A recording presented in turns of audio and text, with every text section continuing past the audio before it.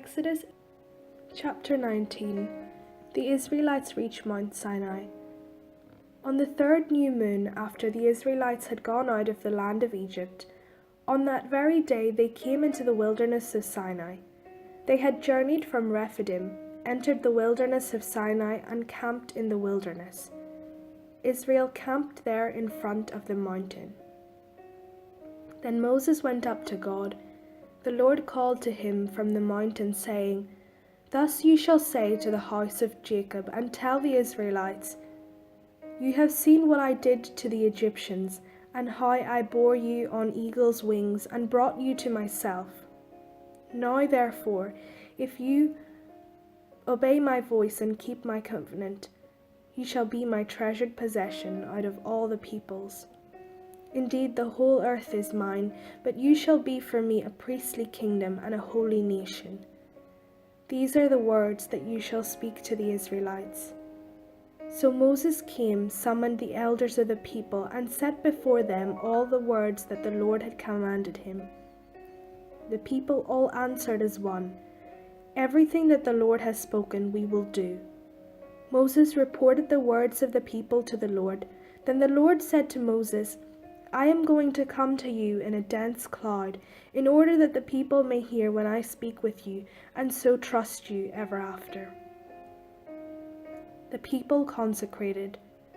When Moses had told the words of the people to the Lord said to Moses, "Go to the people and consecrate them today and tomorrow.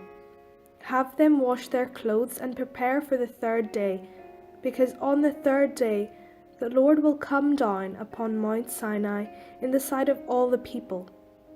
You shall set limits for the people all around, saying, 'Be careful not to go up the mountain or to touch the edge of it. Any who touch the mountain shall be put to death. No hand shall touch them, but they shall be stoned or shot with arrows. Whether animal or human being, they shall not live. When the trumpet sounds a long blast, they may go up on the mountain.' So Moses went down from the mountain to the people.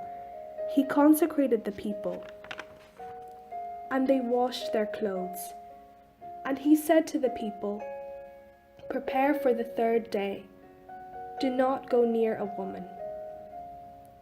On the morning of the third day there was thunder and lightning, as well as a thick cloud on a mountain, and a blast of a trumpet so loud that the people who were in the camp trembled. Moses brought the people out of the camp to meet God. They took their stand at the foot of the mountain. Now Mount Sinai was wrapped in smoke, because the Lord had descended upon it in fire. The smoke went up like the smoke of a kiln, while the whole mountain shook violently. As the blast of the trumpet grew louder and louder, Moses would speak, and God would answer him in thunder.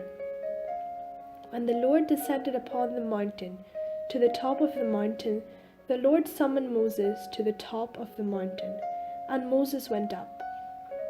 Then the Lord said to Moses, "Go down and warn the people not to break through to the Lord to look, otherwise many of them will perish. Even the priests who approach the Lord must consecrate themselves, or the Lord will break out against them."